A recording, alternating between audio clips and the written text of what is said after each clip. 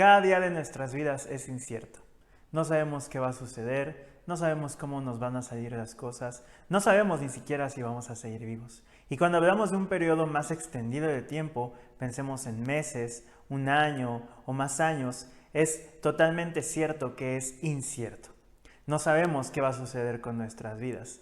Este año que está terminando ha sido un año totalmente distinto y a principio de año era incierto para nosotros, no sabíamos qué iba a suceder, nadie esperábamos que sucediera todo lo que ha sucedido, nadie esperábamos que estuviéramos viviendo una pandemia, una epidemia mundial, una situación que ha venido a traer crisis, que ha venido a traer descontrol, una situación que nos ha encerrado a todos en nuestros hogares y que si bien también nos ha traído cosas buenas, ha traído mucha muerte, enfermedad, destrucción.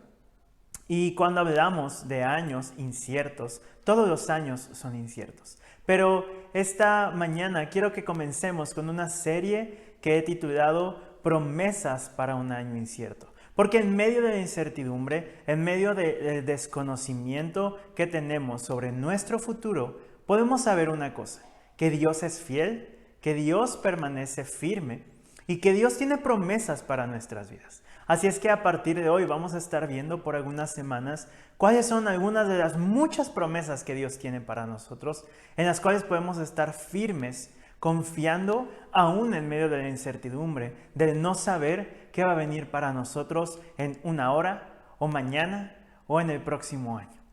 Podemos confiar y descansar en que Dios es bueno y que Dios hace cosas buenas para sus hijos, para aquellos que le amamos. Así es que vamos a orar para comenzar y para poner nuestro tiempo en manos de Dios. Amado Señor, te pedimos que tú nos bendigas mientras profundizamos en tu palabra, conocemos tus promesas y descansamos en lo que tienes para nosotros. Te amamos y te agradecemos en el poderoso nombre de Cristo Jesús. Amén y amén. Quiero que me acompañes en tu Biblia a la segunda carta del apóstol Pedro en el capítulo 1, versículos 3 y 4, y dice así la palabra: como todas las cosas que pertenecen a la vida y a la piedad nos han sido dadas por su divino poder, mediante el conocimiento de aquel que nos llamó por su gloria y excelencia, por medio de las cuales nos ha dado preciosas y grandísimas promesas, para que por ellas llegaseis a ser participantes de la naturaleza divina, habiendo huido de la corrupción que hay en el mundo a causa de la concupiscencia. Entonces aquí podemos ver algunas cosas que me llaman mucho la atención y que nos debe de llevar a confiar y descansar en Dios. Lo primero es que Él nos ha llamado. Dice, como todas las cosas que pertenecen a la vida y a la piedad nos han sido dadas por su divino poder mediante el conocimiento de aquel que nos llamó.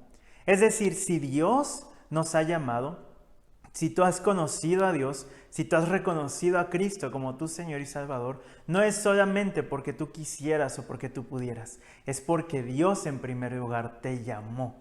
Es porque Dios decidió atraerte hacia Él mismo. Jesús decía que nadie puede llegar al Padre si no es por el Padre que primero nos llama. Y nadie puede llegar al Padre si no es por Jesús, quien es el camino, la verdad y la vida. Entonces, entendiendo eso, podemos saber que si Dios nos ha llamado es porque Él nos ama, porque Él nos creó y sobre todo porque tiene un plan y un propósito para nuestras vidas. Así es que no importa la incertidumbre, no importa nuestro desconocimiento del futuro, podemos saber que si Dios nos ha llamado y tiene ese plan y ese propósito, Él no va a dejar las cosas a medias, sino que Él va a terminar, como dice la palabra, lo que Él comenzó. Él va a perfeccionar la obra que Él comenzó en tu vida y en mi vida. Podemos estar tranquilos que el llamado que Dios nos ha hecho, cuando lo respondemos, cuando decimos sí, entonces comienza este caminar con Dios, esta aventura de la vida cristiana en la cual nos enfrentamos a pruebas, nos enfrentamos a dificultades, pero siempre confiando en que vamos de la mano de Dios, en que avanzamos caminando con nuestro Creador, con nuestro Salvador, y que Él nos va a dar esa victoria que Él nos ha prometido. Así es que Dios nos llamó, y con ese llamado, con esa con esa búsqueda que Dios hizo en nosotros, como el buen pastor que busca a sus ovejas, podemos saber que Dios nos ha dado promesas. Y eso es increíble, porque podríamos pensar, ok, Dios nos creó, o Dios creó al mundo y todo lo que hay, y entonces dejó al mundo para que el mundo siguiera girando y llevara su cauce. Pero Dios no creó al mundo y lo abandonó, sino que Dios creó al mundo y está activamente trabajando en el mundo. Dios no creó al mundo y lo dejó para que corriera solo. Dios creó al mundo y sigue trabajando en el mundo. Jesús mismo lo decía, mi Padre está trabajando constantemente todo el tiempo, y yo también, decía Jesús. Entonces podemos entender que dentro de ese trabajo que Dios hace, o ese trabajo que Dios tiene en el mundo, están las promesas que Él ha dado.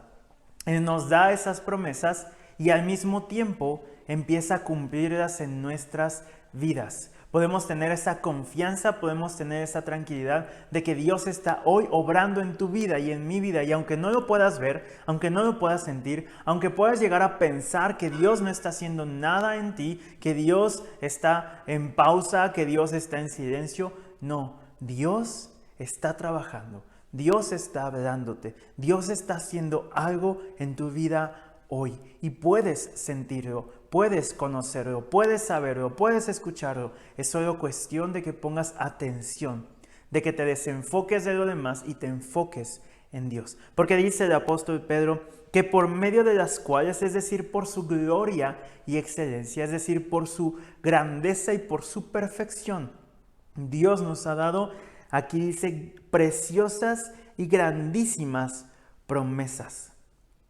Preciosas y grandísimas promesas. Dios promete cosas que solamente Él puede prometer, porque son promesas que vienen desde su grandeza, desde su perfección, desde el hecho de que Él es incomparable. Él no puede ser comparado con nadie. El hecho de que Él es todopoderoso. Su poder excede cualquier capacidad de cualquier ser humano. Podemos saber que las promesas que provienen de Dios es algo que solamente Dios puede hacer. Y si Dios nos las ha dado, Él las va a cumplir. Entonces sus promesas vienen de esa gloria y de esa perfección. Es decir, cuando hablamos de la perfección de Dios, hablamos del hecho de que Dios no se equivoca. Y si Dios te ha dado promesas, si Dios nos ha hecho promesas, entonces Él no se equivoca en darlas. Él no se equivoca en hacer esas promesas. Y si las hace sabiendo que Él las va a cumplir. Muchas veces nosotros hacemos promesas sin saber si las podremos cumplir o no. Muchas veces prometemos amor eterno sin saber si vamos a poderlo cumplir o no. Muchas veces prometemos, a lo mejor los padres prometen que van a hacer algo por sus hijos sin siquiera saber si van a estar ahí o no. Muchas veces prometemos algo a los amigos sin siquiera saber si lo vamos a poder cumplir o no. Y ahí radica la diferencia entre nuestras promesas y las promesas de Dios. En que Dios hace sus promesas con el completo conocimiento de que va a poder cumplirlas. Dios nos da sus promesas sabiendo perfectamente que es completamente capaz y poderoso para llevar a la realidad esas promesas. Y en eso debemos de descansar. En que no importa las circunstancias, si Dios te ha hecho promesas, si has abrazado las promesas de Dios para ti, para tu vida, Dios las va a cumplir. Dios va a traer eso a la realidad en tu vida, porque Él puede y porque Él quiere. Y ahí también está algo increíble. No solamente se trata de que Dios puede, se trata de que Dios quiere. Porque podríamos tener un Dios que puede hacer todo, que es todopoderoso, pero un Dios que no fuera bueno. Pero el Dios de la Biblia, el Dios que se ha revelado a través de Cristo Jesús, es un Dios todopoderoso y además es un Dios bueno. Es decir, puede hacer todo lo bueno para sus hijos, para su pueblo, pero además quiere hacerlo. Quiere darnos lo mejor. Quiere que disfrutemos la vida abundante. Quiere que nos gocemos en Él. Quiere que disfrutemos su gloria y su presencia en nuestras vidas. Y para eso son las promesas. Porque dice después el apóstol Pedro en el versículo 4, para que por ellas, es decir, para que por esas promesas cumplidas en nuestras vidas, llegaseis a ser participantes de la naturaleza divina, habiendo huido de la corrupción que hay en el mundo a causa de la concupiscencia. Vivir las promesas de Dios, disfrutar las promesas cumplidas de Dios en nosotros, nos va a llevar a ser más como Dios. Nos va a llevar a ser más como Cristo. Porque todas las promesas de Dios se cumplen, y eso lo vamos a ver más adelante, bajo la condición que Dios mismo pone. Toda promesa divina que está revelada en las Escrituras trae una condicionante. Y esa condicionante es la que nos lleva más a ser como Cristo, la que nos acerca al carácter de Dios, la que desarrolla el Espíritu en nosotros, el fruto del Espíritu en cada uno de los hijos de Dios. Entonces dice, para que por esas promesas lleguemos a ser participantes de la naturaleza divina, es decir, podamos desarrollar el carácter de Cristo en nosotros, sabiendo que esa condicionante de cada promesa es lo que Dios desea que nosotros hagamos. Y en cambio, la contraparte es que Dios va a cumplir esa promesa en nuestra vida. Te pongo un ejemplo muy rápido que vamos a ver más adelante. Cuando Dios dice, honra a tu padre y a tu madre. Y cuando hagas eso, vas a tener larga vida en esta tierra. La promesa es de larga vida en la tierra, pero la condicionante es honrar a los padres. Y esa condicionante nos forma el carácter de Cristo en nosotros. Porque Cristo, cuando estaba en la tierra, honró en primer lugar a su Padre Celestial, y lo vemos a lo largo de los evangelios, pero al mismo tiempo honró a aquellos que eran sus padres terrenales, a María y a José, que era su padre adoptivo.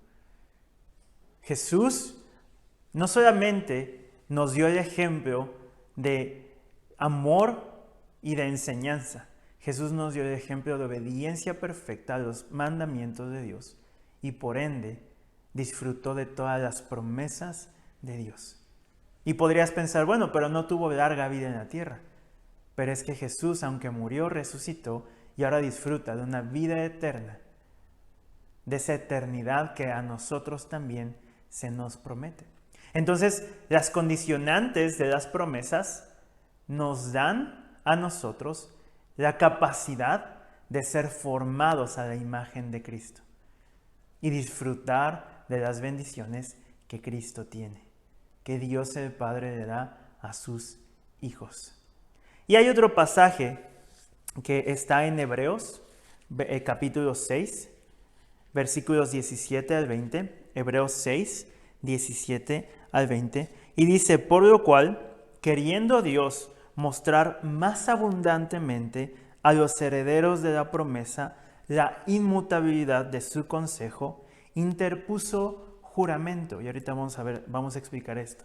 Para que por dos cosas inmutables, en las cuales es imposible que Dios mienta, tengamos un fortísimo consuelo, los que hemos acudido, para asirnos de la esperanza puesta delante de nosotros, la cual tenemos como segura y firme ancla del alma, y que penetra hasta dentro del velo, donde Jesús entró por nosotros como precursor, hecho sumo sacerdote para siempre según el orden de Melquisedec. Y entonces, en medio de todas estas palabras que pueden llegar a confundirnos, entendemos varias cosas bien importantes. En primer lugar, lo que dice el versículo 17, por lo cual, queriendo Dios mostrar más abundantemente a los herederos de la promesa, es decir, a nosotros, que somos los herederos de la promesa en Cristo Jesús, la inmutabilidad de su consejo, es decir, el hecho de que su palabra, lo que Él dice, lo que Él ha dicho, no cambia. La inmutabilidad significa eso, que no cambia, que no puede ser movido por nadie o por nada.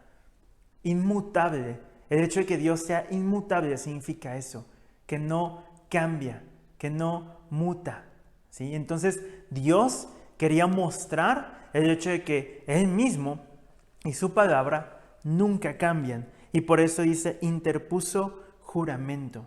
Lo que no cambia de Dios es su palabra. Así es que cuando nos acercamos a su palabra, cuando nos acercamos a lo que Dios ha revelado de sí mismo, de su carácter, de sus obras, de lo que desea para nosotros como su creación, como sus hijos, podemos saber que eso no cambia, que Dios no dice una cosa hoy y mañana dice otra totalmente diferente.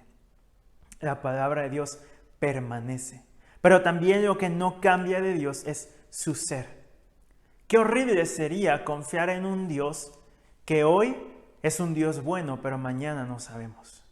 Qué horrible sería confiar en un Dios que hoy nos ama y nos da toda la gracia disponible en sí mismo, pero mañana nos deja de amar, o nos da menos amor, o nos quita gracia, o nos quita misericordia.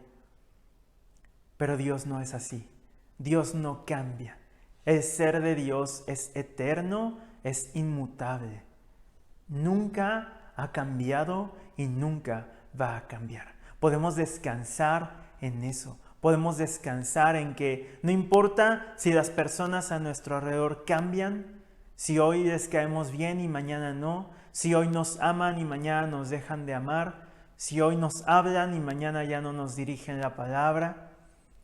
Podemos descansar en que Dios nunca va a cambiar, en que Dios nunca va a ser diferente a como Él es hoy y como Él ha sido por la eternidad y lo será por la eternidad. Y entonces dice, interpuso juramento, es decir, hizo algo firme para nosotros, para que por dos cosas inmutables, es decir, su palabra y su juramento, en las cuales es imposible que Dios mienta, tengamos un fortísimo consuelo, dice la palabra, los que hemos acudido para asirnos de la esperanza puesta delante de nosotros. Es decir, Dios ha hecho un pacto consigo mismo, para que nosotros que nos acercamos a Él podamos descansar en que Dios nunca, escucha esto, Dios nunca se va a fallar.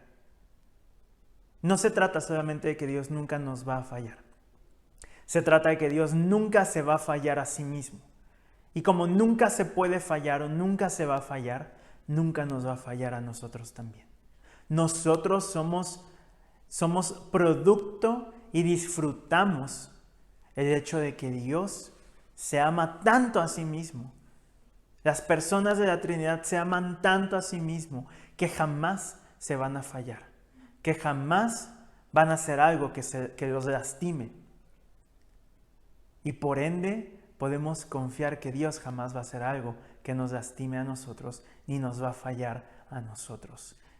Nosotros somos producto y disfrutamos del amor que la Trinidad se tiene y por ende nos tiene a nosotros como sus criaturas, como su creación y sobre todo y más importante sobre eso, como sus hijos. Pero después dice, la cual, es decir, la esperanza que tenemos delante de nosotros, la esperanza de saber que Dios nos ama, que Cristo ha entregado todo por nosotros, que Cristo ha resucitado y que Cristo ha prometido regresar, la cual tenemos como segura y firme ancla del alma. Este es uno de mis versículos favoritos. Me encanta esta idea que da el escritor de Hebreos, que si bien no sabemos quién es, pero dice, la cual tenemos como segura y firme ancla del alma. Era un hombre, era una persona que había viajado en barco, que sabía cuál era la función de un ancla, que sabía que cuando un ancla se soltaba de un barco, era echada al agua y caía no a la orilla, sino al fondo, sabía que esa ancla causaba que ese barco no se moviera. Muchas veces nuestro barco, nuestra vida, va deambulando de un lado a otro. Vamos en alta mar sin rumbo fijo. Vamos sin saber hacia dónde llegaremos. Pero cuando ponemos nuestra mirada, cuando ponemos nuestras esperanzas, cuando ponemos nuestra confianza en Cristo Jesús, en su palabra, en sus promesas, en lo que Él ha dicho para nosotros y confiamos en que si Él lo ha dicho, lo va a cumplir, eso se vuelve el ancla de nuestra alma. Eso es lo que causa que podamos estar firmes, caminando en nuestra vida con rumbo fijo, sabiendo hacia dónde vamos. y que cuando lo necesitamos podemos hacer una pausa y saber que no nos vamos a mover, porque nuestra alma, nuestra vida está anclada en Cristo Jesús. Y entonces dice, es el ancla del alma y que penetra hasta dentro del velo. Aquí usa dos imágenes muy interesantes. Lo primero es del ancla, esta idea de la navegación, de un barco que está firme, que está sin poderse mover y que no importa las tormentas de la vida, no importa las olas tan grandes, no importa los vientos, el ancla lo mantiene firme. Pero la segunda imagen que da es esta que dice que penetra hasta dentro del velo. Esa idea del templo, del lugar santo y el lugar santísimo, que eran separados por un velo, que solamente el sumo sacerdote podía atravesar una vez al año para ofrecer ese sacrificio, para ofrecer la sangre de algún animal, y tenía que entrar puro, tenía que entrar limpio, tenía que entrar sin ningún pecado. Y es algo que ahora ya no vivimos nosotros gracias a lo que dice aquí, donde Jesús en el versículo 20 entró por nosotros. Tú y yo ya no tenemos necesidad de entrar al templo y al lugar santo y al lugar santísimo, porque aparte no podríamos hacerlo. Pero ya no hay necesidad de que nadie lo haga. Ya no necesitamos un templo físico, ya no necesitamos siquiera el templo en Jerusalén. Porque Cristo entró al templo celestial, que dice la Biblia que el templo de Jerusalén era solo una imagen del verdadero templo en los cielos. Cristo entró a ese templo, Cristo entró al lugar santísimo, al trono del Padre, ofreció su sangre, derramó su sangre como sacrificio por nosotros. El Padre la tomó, la aceptó y nos perdonó. Dice, donde entró Jesús por nosotros como precursor. Es decir, Jesús es el primero que entra como hombre perfecto, para que tú y yo, cuando nos llegue el tiempo, podamos entrar como hombres perfectos, lavados por la sangre de Cristo Jesús, herederos de sus promesas. Y entonces dice, hecho sumo sacerdote para siempre, según el orden de Melquisedec. Aquí no me voy a meter en esta parte que es teológica profunda, que nos lleva al Antiguo Testamento, al principio de los tiempos, al Génesis con Melquisedec y esa aparición, esta cristofanía. Pero el punto de esto es que las promesas que tú y yo tenemos hoy reveladas en las Escrituras, podemos saber que se van a cumplir gracias a que Dios en primer lugar no cambia, a que su palabra tampoco cambia y a que el Evangelio no cambia. El hecho de que Cristo vino a la tierra, que lo acabamos de celebrar, vivió, murió, resucitó. Eso nunca va a cambiar. No importa que tanto la ciencia o los ateos o los pseudoateos lo quieran contradecir, no importa que tanto otras religiones quieran cambiar la historia, los hechos son innegables.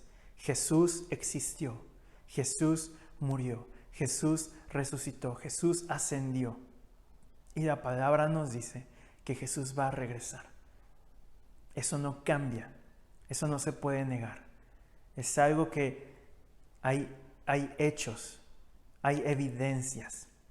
Y eso nos lleva a nosotros a vivir seguros aún en medio de la incertidumbre. Así es que podemos descansar y podemos confiar en que Dios nos ha dado estas promesas, en que esas promesas vienen de la palabra que no cambia. Y esa palabra que no cambia viene de un Dios que no cambia. Así es que mientras estemos viendo las promesas de Dios a lo largo de esta serie y también a lo largo de unos devocionales que vamos a estar teniendo durante algunos días a principios de año, durante el mes de enero, que se los vamos a hacer llegar, para que juntos como iglesia podamos alinear nuestro pensamiento, podamos enfocarnos a principios de 2021, para que no importa lo que suceda, no importa si este virus sigue, no importa si la economía se cae, no importa lo que suceda en nuestras familias, podamos saber, podamos confiar, podamos descansar en que Dios va a cumplir sus promesas en nuestras vidas. Así es que mientras vayamos avanzando en esta serie de promesas para un año incierto, vamos a ir viendo cuáles son esas promesas. Y hay muchísimas en la Biblia y no vamos a alcanzar a ver todas, pero vamos a ver algunas que nos van a hacer descansar, que nos van a ayudar a poner cada vez más nuestra confianza en Dios, sabiendo en que su palabra no cambia, en que Él no cambia. Y si Él no cambia y su palabra no cambia, sus promesas se van a cumplir en nuestras vidas y entonces vamos a poder dar testimonio de lo que Dios está haciendo, ha hecho y va a hacer por nosotros, confiando y descansando en lo que vamos a estar aprendiendo durante estos días. Espero que esto sea de mucha bendición, que Dios les bendiga abundantemente y que ustedes puedan reconocer la mano de Dios en sus vidas y puedan ver estas promesas cumplidas en ustedes. Dios les bendiga.